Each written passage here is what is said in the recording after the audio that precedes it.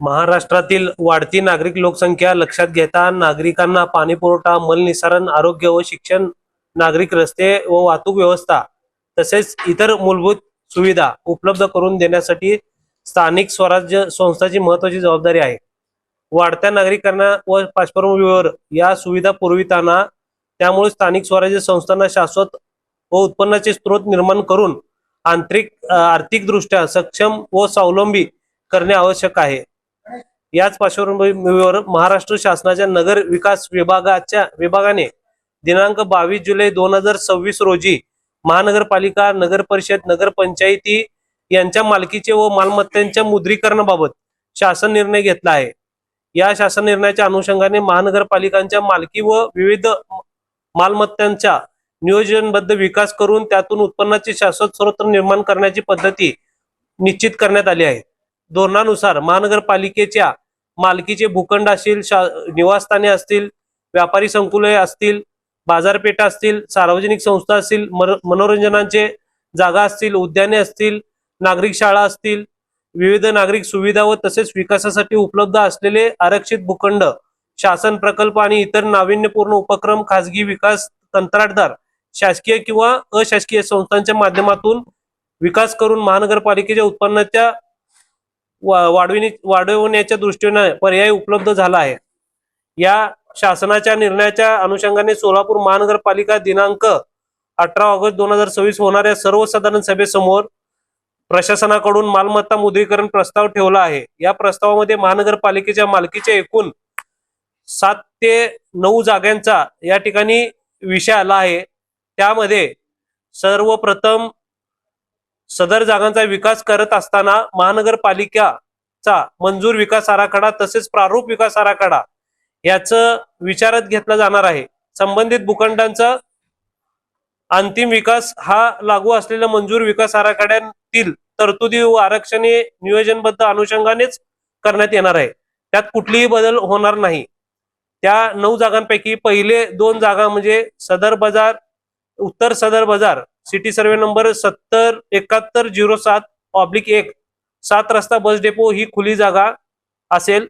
दुसरी म्हणजे गोळपिंचपेठ, सिटी सर्वे नंबर 8553 बैलगोटा मेजर शॉपिंग सेंटर या जागेचा विकास प्रायोगिक तत्वावर प्राधान्याने करण्यात येणार आहे.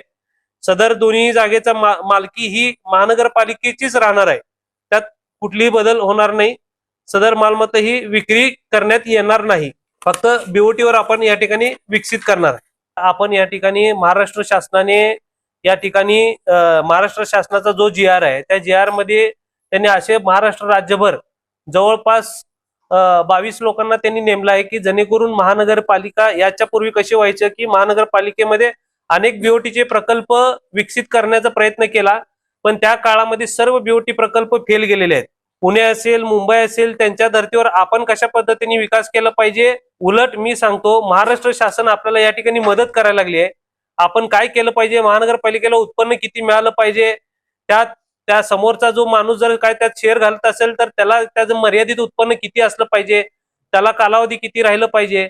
त्याला समजा एक 30 वर्षाचा कालावधी जर दिला असेल तर त्यातून महानगरपालिकेला उत्पन्न कसं मिळालं पाहिजे व महानगरपालिकेची मालकी त्या ठिकाणी कशी राहिली पाहिजे.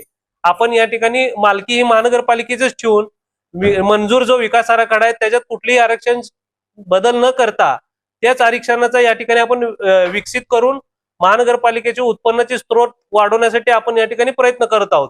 आपले बीओटीचे प्रकल्प आहेत ना, त्या बीओटीच्या प्रकल्पामध्ये काय ते म्हणाला किंवा जे बीओटीचे प्रकल्प रखडले, फॉर एक्झाम्पल 22 मधलं जे काही गॉयस आणि इन्फॉर्मरचं जे बीओटी कॉम्प्लेक्स आहे गेली 10 ते 12 वर्ष झाले ते काही विकसित झाले तसे तसे पडलेले आहे.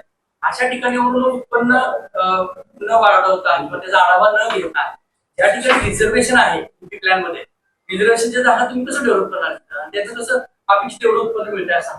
हे बघा, मी काय सांगायला लागलो, त्या ठिकाणी शासनाचे जे रेडी रेकनर दर आहेत ना, त्या शासनाच्या रेडी रेकनर दरानुसार महाराष्ट्र आणि राज्य शासनाने या ठिकाणी काही वेंडर नेमलेले आहेत की त्या ठिकाणी ते काय काम करणार आहेत जेणेकरून महानगरपालिकेचे ज्या ठिकाणी प्रॉपर्टी आहेत त्या प्रॉपर्टीची एकूण किंमत किती असणार आहे, त्या किमतीचं महानगरपालिकेला अपेक्षित उत्पन्न किती मिळालं पाहिजे, त्याचं जर तो त्या ठिकाणी जर शेअर घालत असेल तर त्याला उत्पन्न मर्यादित किती राहिलं पाहिजे, ठराविक कालावधी जर त्याला आपण 30 वर्षासाठी जर दिलं तर तो आपल्याला फर्स्ट प्रीमियम म्हणून म्हणा किंवा इयरली म्हणा आपल्याला किती पैसे देणं अपेक्षित आहेत याच्यावर ते काम चालू आहे. आपण हे KPMG म्हणून या ठिकाणी जी काही कंपनी आहे त्यांच्या माध्यमातून आपण त्यांना या ठिकाणी अभ्यास करण्यासाठी 1.5 ते 2 महिने या ठिकाणी लागणार आहे. आपण या ठिकाणी पहिली मंजुरी म्हणून बोर्डाची आपण त्या ठिकाणी दिली तर त्यांनी ते पूर्णतः या ठिकाणी अभ्यास करून त्याच्यामध्ये म्हणजे कुठं एखादा आराखडा फेल न जाता तो सक्सेस कसं व्हायला पाहिजे अशा पद्धतीने तो त्या ठिकाणी आराखडा तयार करून त्याचा आपण BOT करणार आहे. अगोदरची जे BOT कॉम्प्लेक्स आपण केले, ठीक आहे. फॉर एक्झाम्पल संभाजी महाराज पुतळ्याजवळची एवढी मोठी टोळी आहे, इमारत बांधली 30 वर्ष होऊन गेली जवळपास झाले, त्या माध्यमातून महापालिकेला किती पैसे मिळाले असं काय आढावा घेतलाय का आपण? हे बघा आता अनेक त्या ठिकाणी जे मी तेच सांगायचं मला सोलापूर महानगरपालिकेमध्ये जे पूर्वीचे BOT विकसित झाले समजा एखादा 10 प्रकल्प आपल्या समोर आले असतील तर त्यातले फक्त 2च विकसित झाले, बाकीचे 8 प्रकल्प हे रखडले गेले. अशी परिस्थिती परत पुन्हा उद्भवू नये म्हणून शासनानेच काय केले या ठिकाणी त्याचं रेट कोट करणे त्याला आपण कशा पद्धतीने प्रोजेक्ट पूर्ण व्हायला पाहिजे अशा पद्धतीने शासनाने त्या ठिकाणी नियोजन केलंय.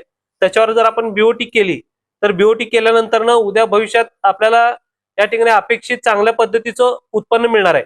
आणि एक सांगतो की काही लोकांनी या ठिकाणी गैरसमज करून दिले की नाही या ठिकाणी रिझर्वेशन चेंज या ठिकाणी कुठलंही होणार नाही. रिझर्वेशनचं पर्पज तेच राहणार आहे. त्याच्यामध्ये आपल्याला इंडस्ट्रीयल झोन असेल कमर्शियल झोन असेल ज्या ठिकाणी आपल्याला काय करता येईल त्या पद्धतीने आपण करणार आहोत. काय विचारते की जुन्या BOTच्या प्रकल्पांचा आपण आढावा घेतला का?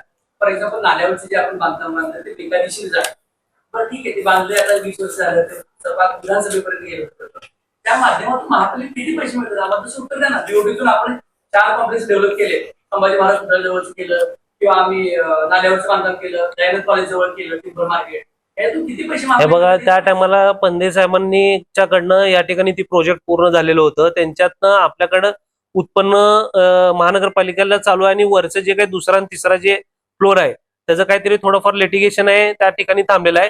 हे असे लिटिगेशन सतत होऊ नये म्हणून शासनाने या ठिकाणी अशा पद्धतीने नेमल्या जेणेकरून एखादं प्रोजेक्ट पूर्ण व्हायला पाहिजे. आता ठीक आहे तुम्ही जे म्हणता पुण्या रोडचं जे म्हणता त्यातून आपल्याला उत्पन्न महानगर ते बिल्डिंग पूर्ण आहे त्यातून फर्स्ट फ्लोअर सेकंड फ्लोअरचं उत्पन्न आपल्याला चालू आहे. जे सेकंड आणि थर्ड फ्लोअर आहे ते काहीतरी लिटिगेशन मध्ये आहे तो विषय वेगळा आहे.